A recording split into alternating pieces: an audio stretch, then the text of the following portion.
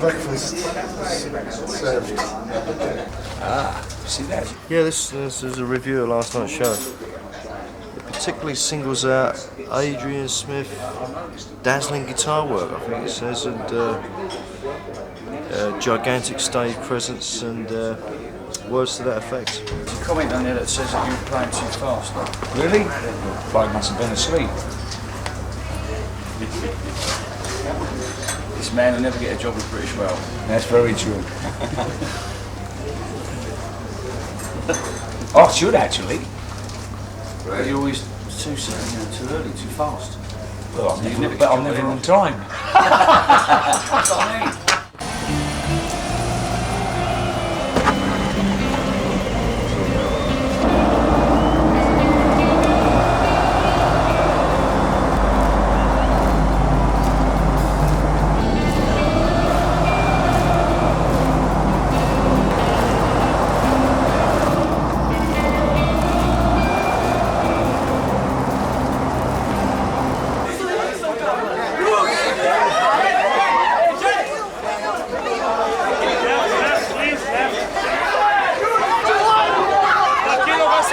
Chap behind me, Wally Grove, top security man. Make sure the venues are okay, the barriers are safe.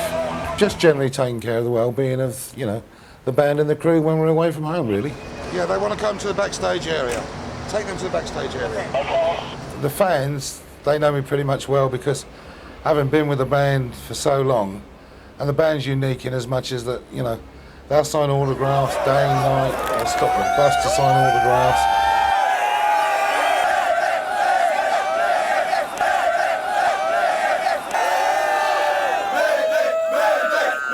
To ruin a perfectly good guitar.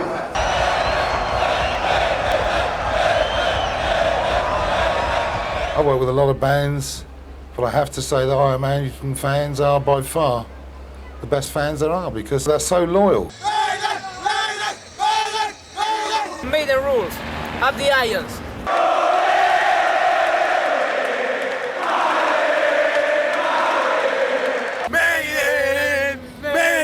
Maiden, look!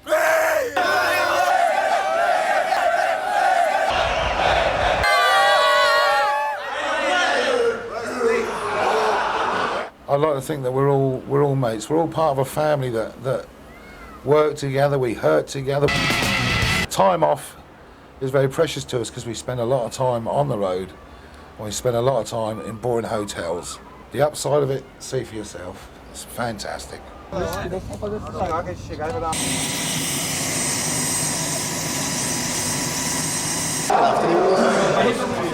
are you cool?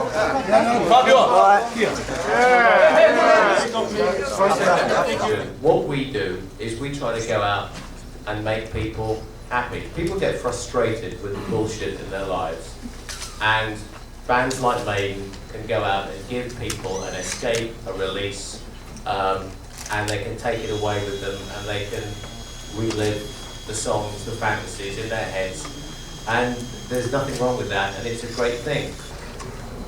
Best drummer. I don't know what that bloke's name's doing on there, but I'm very honoured. Really. Fantastic. It should have been Smooth Town. Steve, what do you got? Best bass player and best band ever. Best band ever. Ever, the best band ever. What's that one down there? Wow, what do you got, Dave? I got the best guitarist. Fantastic. How can you all be the best guitarist? I know. How do you get me best singer? It's with a conspiracy.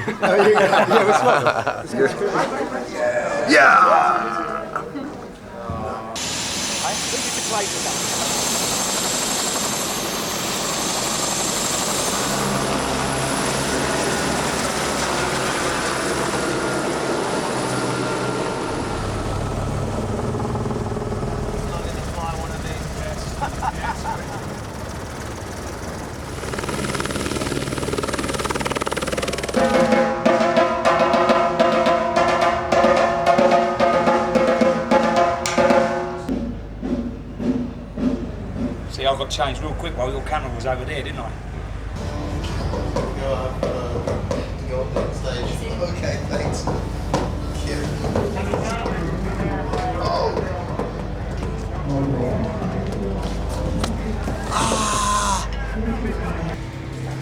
It's all going to be fantastic tonight. Better be. What was the most memorable part of the tour? Well, hopefully this will be it. No, these have been in for the whole tour. There we go. Oh, that was hard work.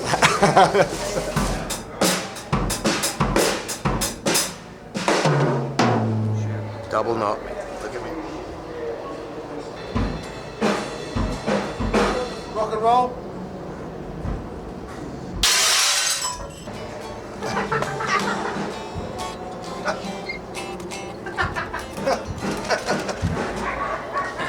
Got the lucky socks tonight? Yeah, I hope so. Right. It's pretty fierce out there. Yeah, it's pretty amazing. Certainly the biggest that we've headlined, without a doubt. So, a few little nerves before we get up there, I'm sure of that.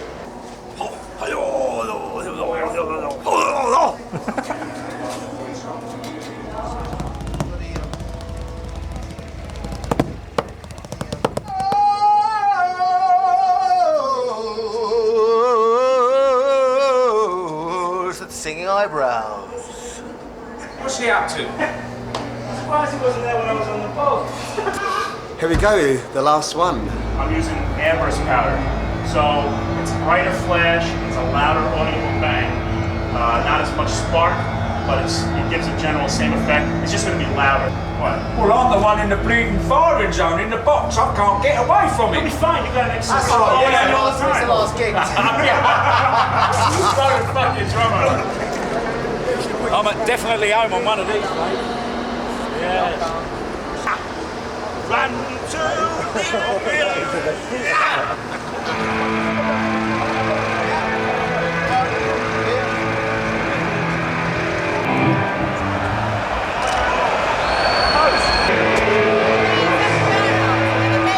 In the pit now or afterwards? I can wait a couple songs. Okay, well that's all right.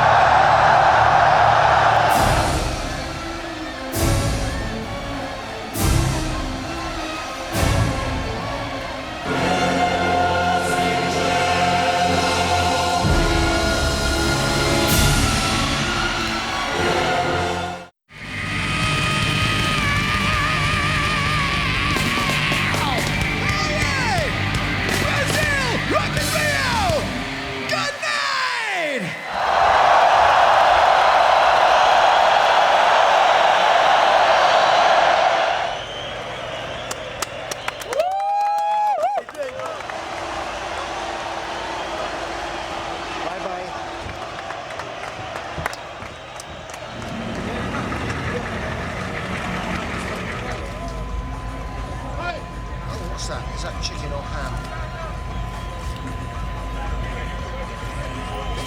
Oh, sorry.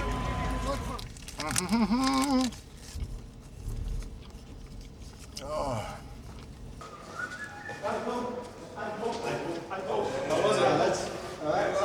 No riots? It's there again. Alright, fellas. See you tomorrow. Yeah. Great show.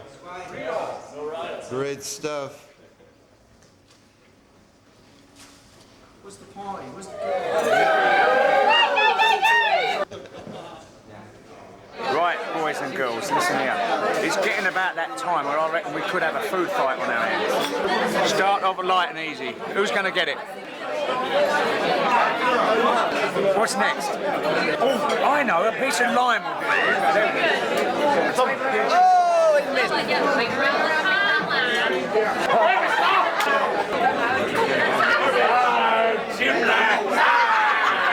I'll tell you what, this is the best drop of rum I've ever had in my life. Give me a half.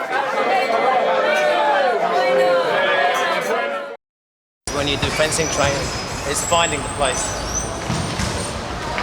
My name is Marcus. Hi, Marcus. Yeah? Oh, excellent. Thank you. Okay, from Flamengo. Flamengo Esgrima. Rio, that's the name of the club, I guess. Yes, yeah. yes. Excellent.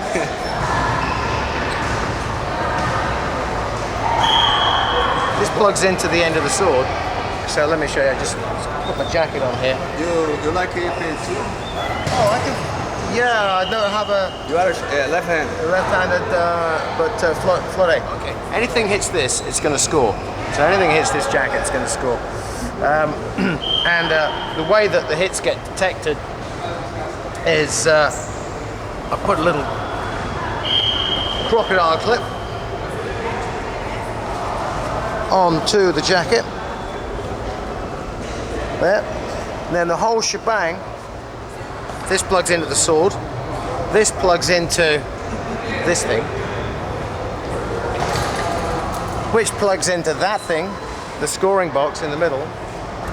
The other guy plugs into his side, and then we're both plugged in, and there you have it. And off we bash. And I hit him.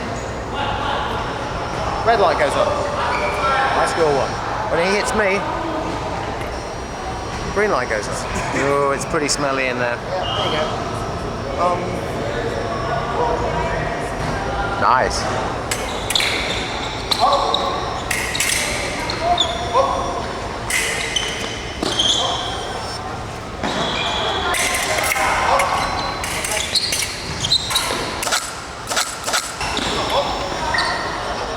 All right.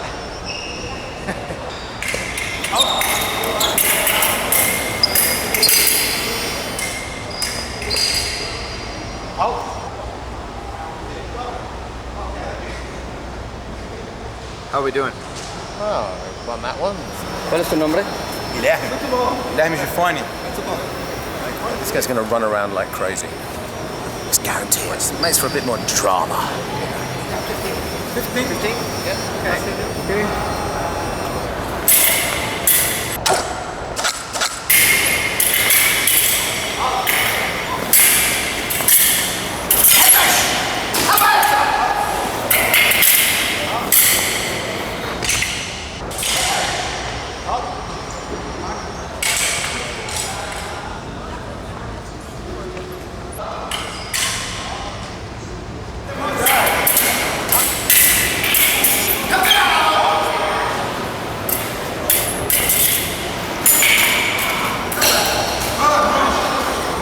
Hard work.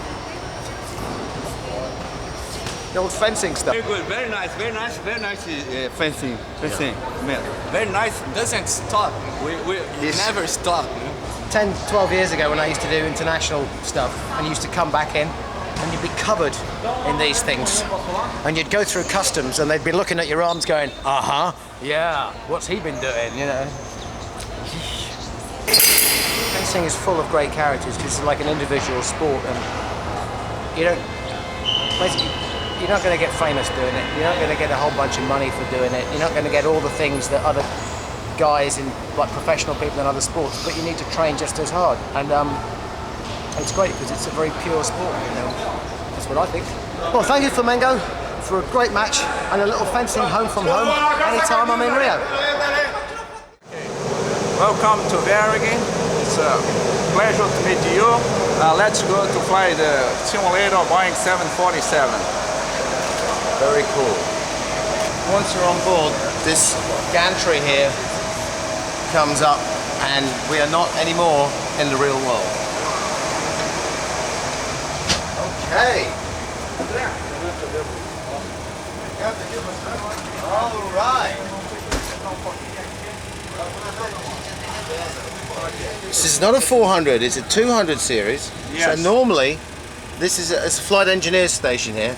My uncle was a flight engineer for BA for years, flew this type of airplane, so cool.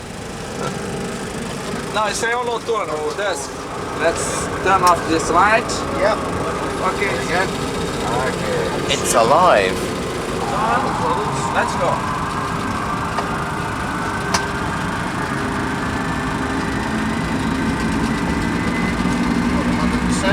Okay, take off to a set. down. And gear down. And whatever the next flap's 25, please. Okay, no visual. Go around. Think rate. Think rate. Full power. Think rate. 100. Gear up, please. Just going to land back at Rio, then we'll set ourselves up for Kai Tak in Hong Kong. Wind shear. Wind shear. Okay. 360 heading. Yep. Okay, 360 heading. Then we're gonna intercept the 145.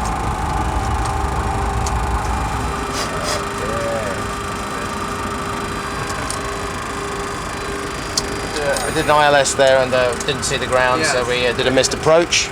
And this is going to be a visual landing. 100. 50, 40, 30. Think rate. Okay. Taking off, so the throttle's coming up. Set 150 on our command speed on the auto throttle. Engine to stabilise. 15 degrees pitch up. 80 knots. Great. Gear up. Mr. Bruce, how about our malfunction in your flight? Give us an engine failure if you want. Oh, did I say that? Engine failure. Okay, left engine failure. Engine failure number 1, possibly. Confirm number 1. Shut down. That was an engine failure. 500. Think rate. Think rate. Glide slope. Glide slope. Glide slope. Okay, very good. 50, 40, 30, 20, 10.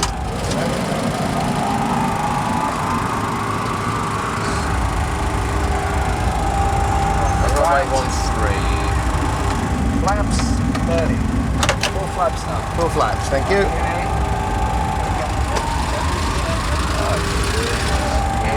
Very good. Now not to land at Kai Tak. If you want, we can make a sightseeing over New York too. That's a good idea. Here one. Just fly around New York a little bit. Empire State Building. Terrain. Hold up. See what I mean? Think rate. It's like wiring up the inside of your head to these. The middle of your head is talking to these through your eyes. That's what it feels like. And you're ignoring all the other sensations. So you have to manufacture the reality of what the airplane is doing from the instruments, because they tell you what's real. You have to believe them. Iron Maiden tonight. Things you've got to do to get ready for a game of golf. It's like It's the official Iron Maiden golf bag. Eddie on the front, name and everything, and then also Eddie on the ball pocket. Boys and girls, our very own Eddie golf ball. Expensive, boys and girls. Worth it. haven't hit a golf ball for many months. Get ready for a laugh. We're actually on the first tee. But there ain't nothing like those double bogey blues, man. Actually, I haven't got a license for this. That is fantastic. What really kind of got me geared up and wanted to play the guitar was I heard Voodoo Child, and it was Jimi Hendrix, and that was probably one of my, obviously one of my biggest influences. Just that pure expression and spontaneity and the way he just played, the showmanship, the everything, he had it. And after that, I got into people like B.B. King, Freddie King, Buddy Guy. So his majority was a lot of the blues stuff. My influences was the Beatles and Ringo Starr. After that, the Stones came along, and I was really influenced by Charlie Watts' playing. Some of the jazz drummers, Joe Morello was really what sort of inspired me to play, but obviously I'm not a jazz drummer.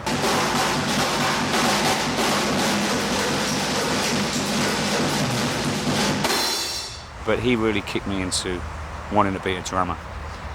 And I guess my musical influences affected the way my outcome in my style of playing. And once The Who came out and I saw Keith Moon, that was me. I was like, that man is my hero. And, you know, that influenced my style of playing to a great degree. And then, of course, John Bonham. So those four guys really moulded my shape of my style of playing, I feel. Get in that hole! I've always been a hard hitter. I've always liked to hit hard. So rock was the natural kind of environment for me to slip into. It was actually progressive blues when I first started to really start slamming. Watch out. The first guitar I ever had, it's about 14 years old, and it cost me probably equivalent to about probably $8, and it was kind of made out of balsa wood, and the action was about 2 inches high, and I kind of thrashed around with that for a little while, and after actually bleeding fingers and immense grooves into, you know, the tips of my fingers, I actually trashed it. And then after that, my mother actually paid for me to get a guitar which was Woolworths Top 20, and this was an electric one, and it was pretty much like a Stratocaster. Drum kit my mum and dad bought me when I was for Christmas, 1963. A John Gray Broadway kit. There was a 3-piece drum kit, a little 20-inch bass drum, with a 12-inch tom by I think it was 8. Only one drum head, and a snare drum. I was working with many various jobs, electrician, as a motor mechanic, I mean all sorts of stuff. And then when we actually signed the record deal and became professional, it's funny because my father, the first thing he said to me, what are you going to do about your pension? And you collect your pension when you're 65 years old. So he was kind of thinking long term, you know, because the music thing can always be a bit unstable. But I think when you believe in something so much, I just was totally motivated and driven as soon as I started getting into music. So I think that's the thing you have to have in life. You've got to believe it, you just got to focus on it. And you kind of, you know, it's almost like tunnel vision sometimes, but once you focus in on something, I think you can achieve anything. And the main thing is always enjoying yourself and having fun. Lovely roll, yay! I held down a number of different things. Then I settled into working at a bottle making factory that made glass containers and bottles.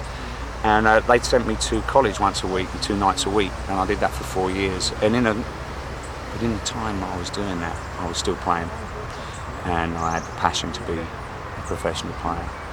I was semi-pro really, you know, going playing pubs when I was 14, 15, and clubs and bar mitzvahs. When you're on the road, you know, you spend a lot of time travelling in hotel rooms, so this actually gets you out of the hotel and out, and, you know, into beautiful nature. Yeah. Good. Oh, you're okay. You protect your head.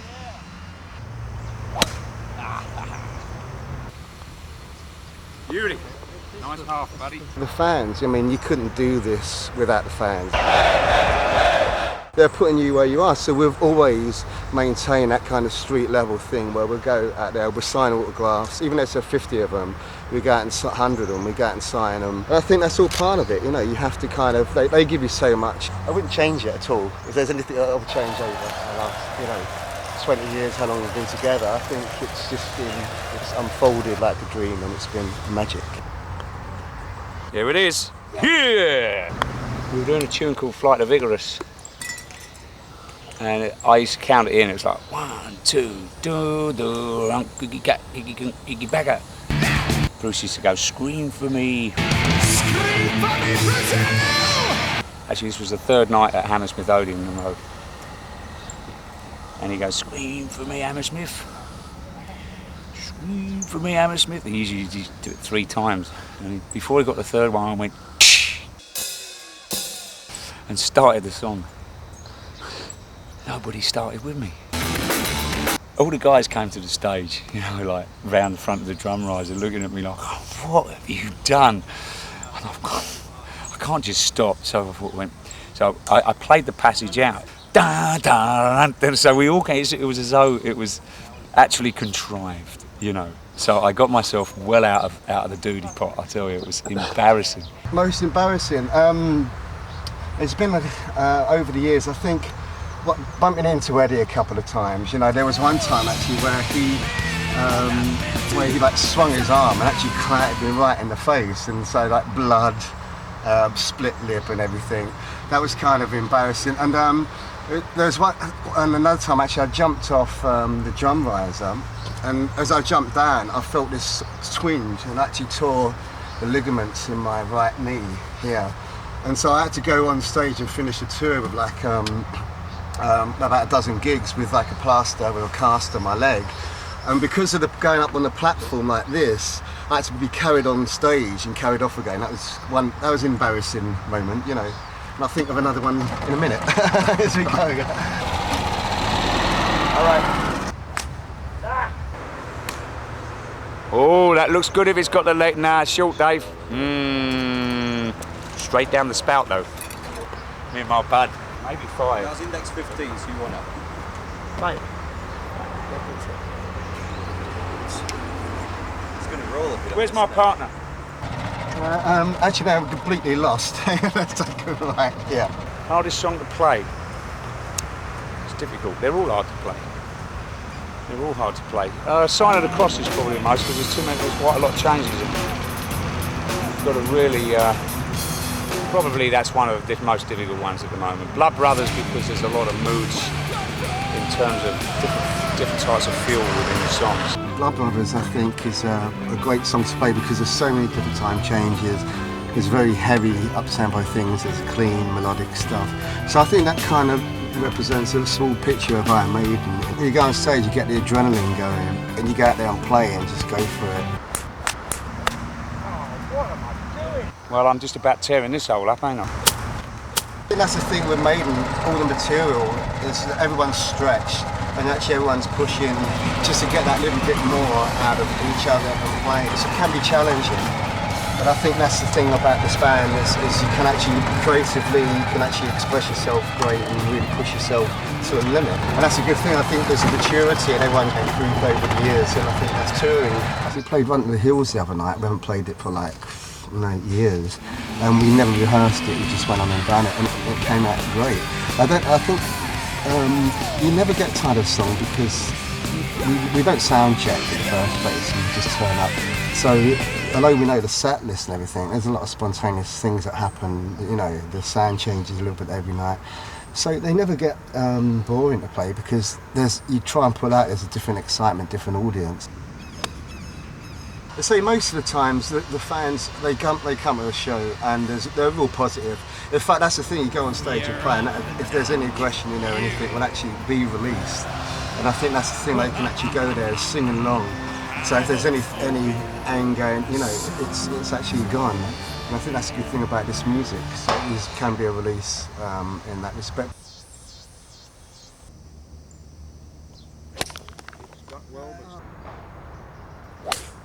Beautiful drive. That is a great turn, Dave. We found the halfway house, which is most definitely exactly what we wanted and needed at the right time. Yes, we need some replenishment. I'm wondering whether we'll get the rest of the round in.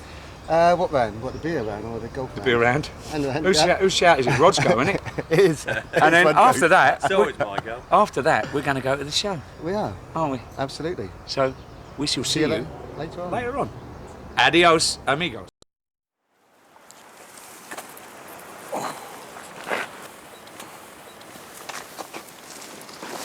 Guitarist breaks neck in fishing accident.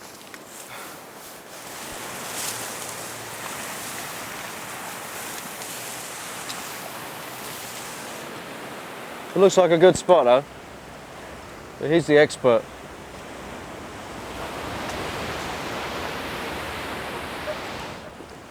I'll try and get out whenever I can. It might mean an hour before a show somewhere, or maybe we have a day off somewhere, or I usually take my own stuff with me, you know. I even used to keep worms on the bus, but the rest of the band used to complain, so I had to stop doing that. What kind of fish? Today, night. Oh, I like that one. That one sounds good to me. The best fishing I've had, actually some of the best fishing is in the States. Oh, here you go. All right. When I'm fishing, I tend to think just about fishing. Someone said it's kind of like meditation, you know. I think that's why it's so relaxing, because you get so absorbed in it. you kind of forget about everything else. I think that's the great thing about it. So no, I don't think about music when I'm fishing. I think when I was about 15 years old, I heard Deep Purple for the first time, and an English band called Free. So that was probably my, what turned me on to playing music, was those bands really. I kind of gave up fishing when I got into music when I was about 15. And I probably didn't go for about 10 years. I didn't fish, I was just obsessed with music, you know. As I got into music as more of a career, I got into fishing more. Just kind of balance out the craziness of the road and that kind of lifestyle. Oh, he's got a bite. The first instrument I had was, it was what you call a Woolworths guitar. It was called a Top 20. It was a kind of a sickly red colour. The action was about this high. And I actually bought it off of Dave Murray. It cost me £5. And that was my pride and joy for about 5 years. I learned to play on that. We actually grew up a few streets away from each other in Clapton in London, and we kind of gravitated towards each other because we were the only guys in the area who had long hair and wore jeans. I'd heard that he played guitar, and he'd actually been playing a couple of years. And when I heard him play, I thought, that's amazing, because Dave, he was pretty competent even after a couple of years, and so he actually taught me my first couple of chords, and I think I kind of talked my way into his band by saying that I'll be the singer. I'd never sung at that point, but I thought it'd be a good way of getting in with Dave and his buddies to be in the band, because I actually possessed a microphone. If you see me disappearing over the rock, you know I've got one. But what people don't realise is fishing's kind of, it is relaxing, but at the same time it's an incredible adrenaline rush as well. At the end of a day's fishing, I'm like exhausted. You know, I find it exciting. A lot of people don't understand it, of course. The rest of the band think I'm totally crazy. I quite like to hang around after a show and have a couple of drinks, and I'm much more relaxed than I am before a show. I like to unwind, but if you play on these big outdoor shows, if you don't leave straight after the show, you can't get out of there for 2 hours. So what you end up doing is what you call a runner. You get in the bus right after the show, you come off stage, you get in the bus, you go flying out of the show. 10 minutes after you get off stage, you're sitting on your own in a hotel room, watching the late night news. It's kind of bizarre. Come on, fish. A lot of times after a show, you just feel so great. You just want to, you feel like you want to go to a party. If you did that every night, you'd be dead in a couple of months, you know. So you gotta chill out, you know. It's like a, you know, it's a job. We'll be up 6:15 in the fucking morning. This guy over here is caught too, so I want to fish where he's fishing. The band has always kind of stayed close to the fans. I mean, the music hasn't changed. I mean, there's been a bit of a slight diversity on each album, but in essence, I don't think the band's changed. And I think that's probably why we're still touring and we're still going after 20 odd years. I think there's probably been occasions where we could have taken another route and sold a lot more records in the short term, but I think we wouldn't be around today if we'd have done that, and that's pretty rare. Having been out of the band for a few years, I think I'll probably appreciate it more than I did when I was younger. The only thing about this is fishing's kind of the best in the morning, and that's where rock and roll and fishing does not mix, because I'm not a morning person. I've got a bite. We're going to go for a coconut now. It's a thing to do when you're in Rio. Hey, it's crazy here. Get an actual brand new coconut, totally untampered with. Well, here we go. And always mind your fingers. Whoa, yeah.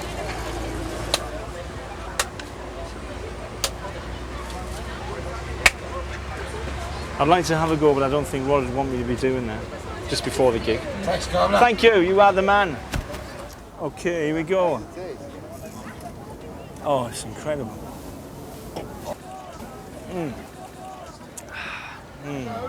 Beautiful. Thank you. Thank you.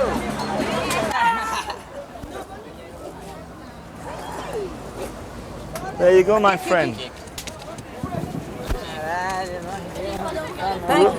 Thank you. Genuine Amazon masks. Say hello to the camera. Hello. Absolutely incredible. So what would you use these masks for if you were the Indian? What would you use them for? The Indians in Brazil believe you take the mask to your house, the bad people no go into house. So if you hold this up and you take it to your house, all the bad people leave. This works for you, souvenir. This is my mother make. Okay? Is that your mother? Yeah. Are you her mother? Yeah. You're far too young. You're far too young. She's too young. She's too young to be your mum. I like it very much. Oh, hey, that's fantastic. Thank you very much. Yeah. Woo. Hang on. This will keep all those bad people. This will keep all the bad people like Nico McBrain away from me.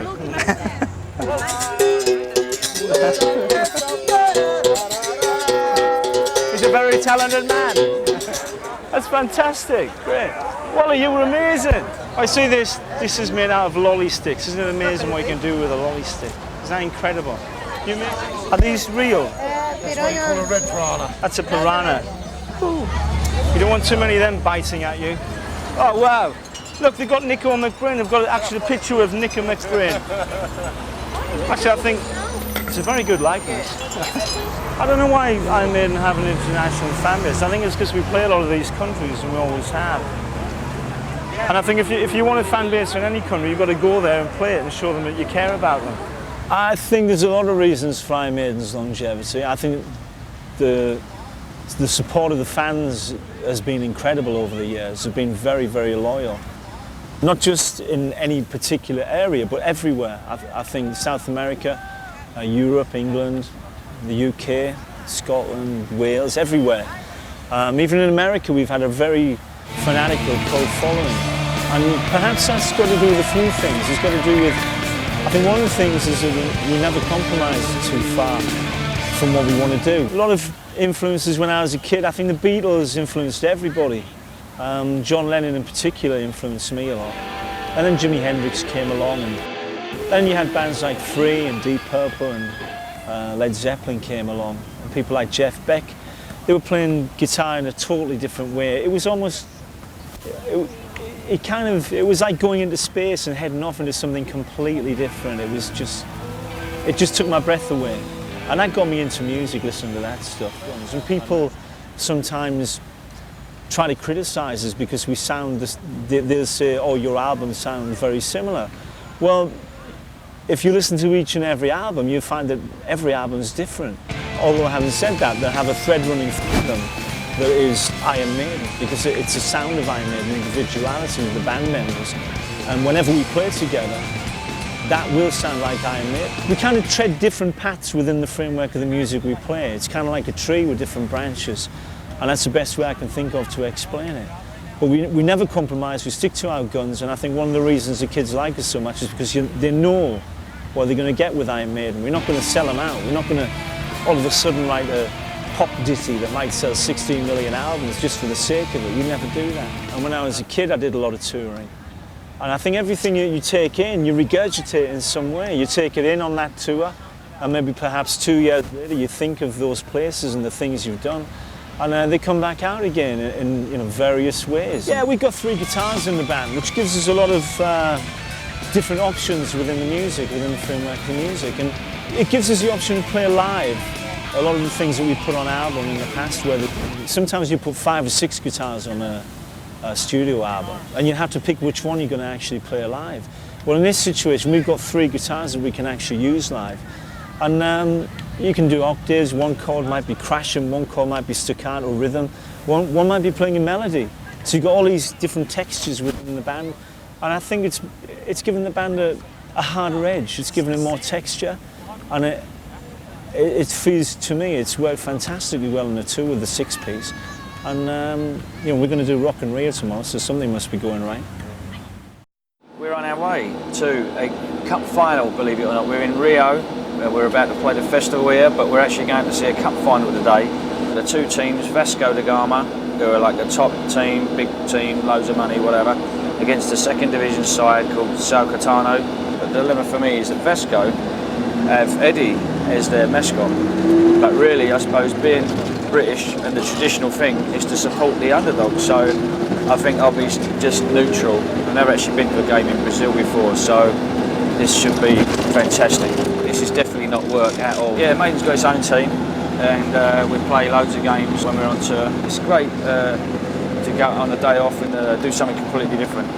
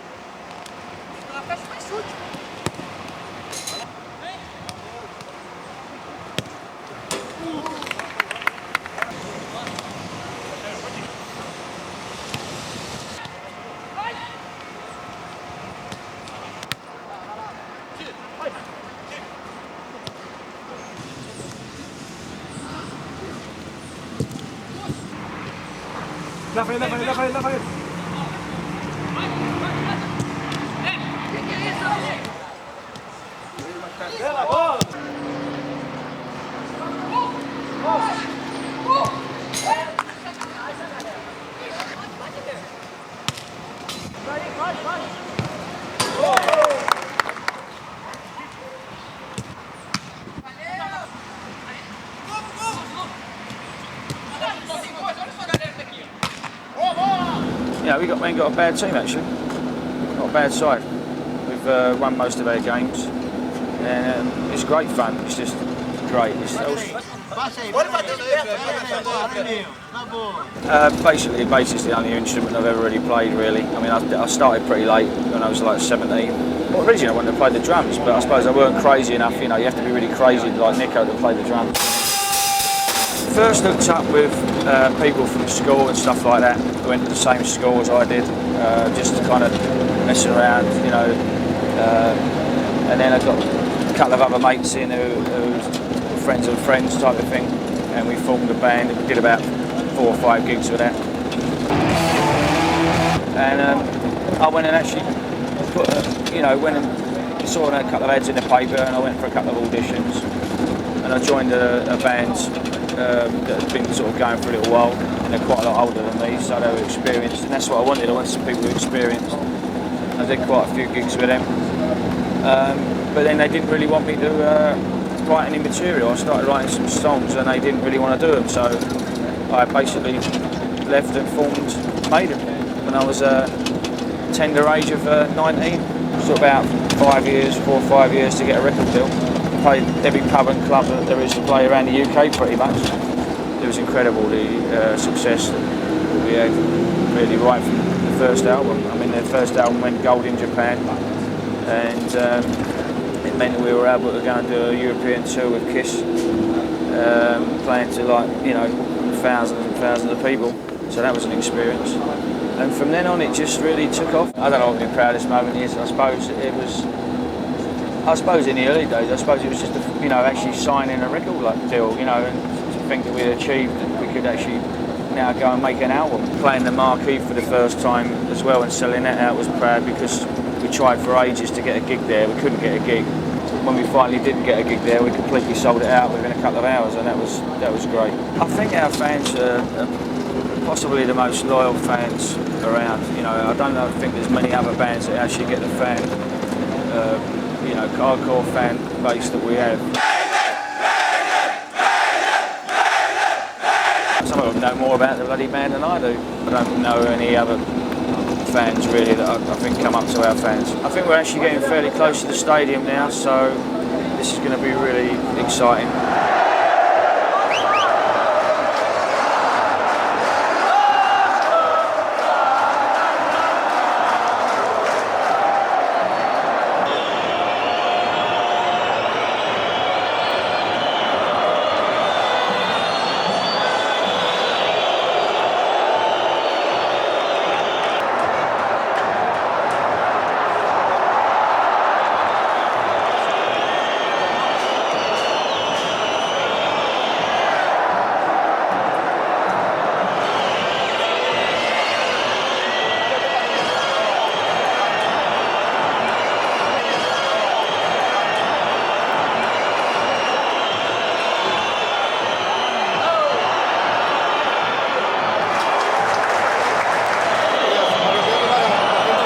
everyone knows I love me football.